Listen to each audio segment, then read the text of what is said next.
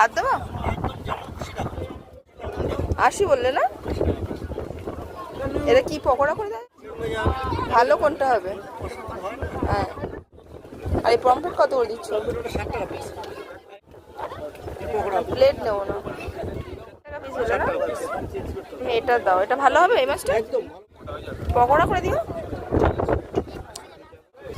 এটা আমাদের মাছটা না?